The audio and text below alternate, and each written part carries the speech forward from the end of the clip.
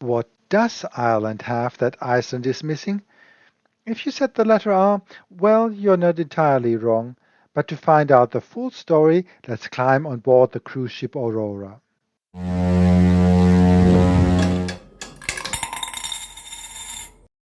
To be fair, Iceland has a lot of things going for it, like these snow-capped mountains near Akureyri. This town in northern Iceland with about 20,000 people is not only an important port and fishing center, but also cruise ships are attracted to this place. However, our captain decided not to dock. He said it was too windy. I'm still wondering if he just forgot to pay for parking last time.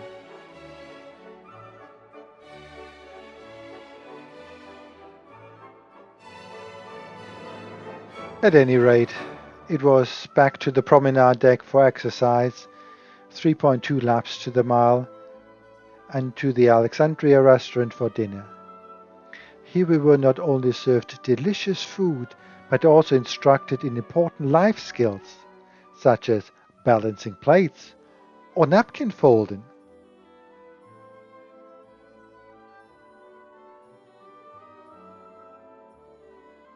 And here's a second one with the master himself. Next, Reykjavík, the capital of Iceland. I hope the captain paid in display this time. In the harbour, we also noted that Iceland can boast the midnight sun, as this picture was taken 20 minutes before midnight.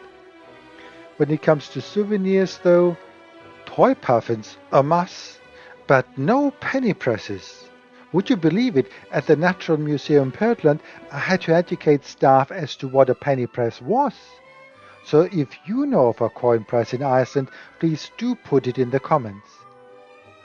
After making our way to the Árbær Open Air Museum, we find it a tourist attraction of truly wide appeal. These cubicles, for instance, are oversized dollhouses for children to play in. And it also boasts a fascinating collection of historic buildings, most of which were relocated from Reykjavik's city center. This museum assumed its current name in 1968, but its roots go back much further.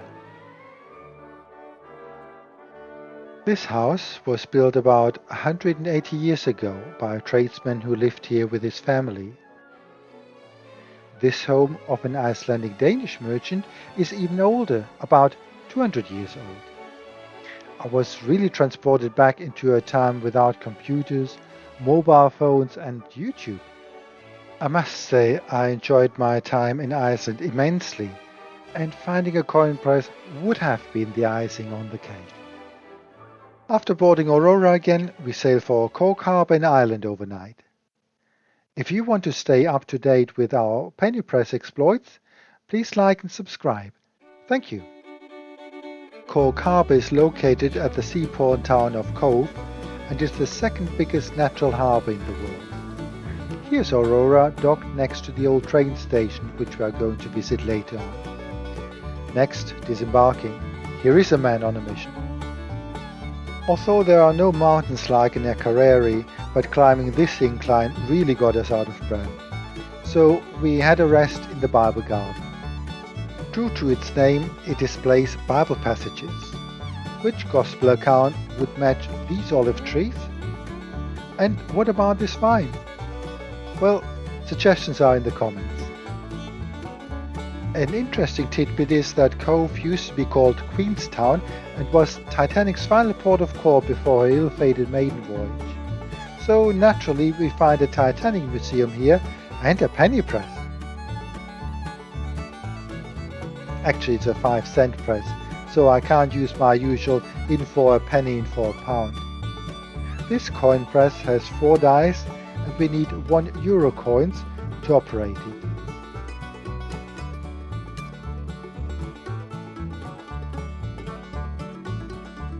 Here are the 4 designs, dominated by Titanic naturally. We also booked a passage to Spike Island in Cork Harbour and visited Fort Mitchell, which was called Fort Westmoreland a long time ago. This fort was used as a prison on and off until 2004, and sometimes it was called Ireland's Alcatraz because of harsh conditions here at times. By the way, on 1st of September 1985, inmates started to riot, and this prison block caught fire and burned out. The riot ended on top of that building over there, called Block C. Before leaving Spike Island, we avail ourselves of this 4-die coin press, which is aptly dubbed the Euro price. And so we go to work.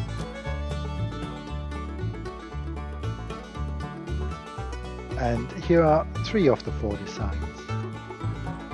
As time and tide waits for no one, there's actually a story about Queen Victoria in there, we have to make our way back to Aurora. However, before boarding we visit the Cobh Heritage Centre. Remember the old train station? In the cafe we found this interesting poster showing what the train station used to look like. And a bit further, can you spot it? A lovely penny press.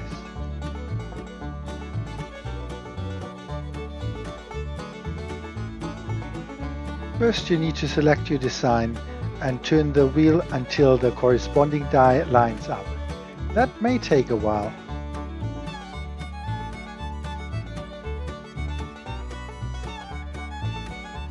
Three of the 4 designs are displayed here. So we say goodbye to Cobh, and I hope you'll join us again soon.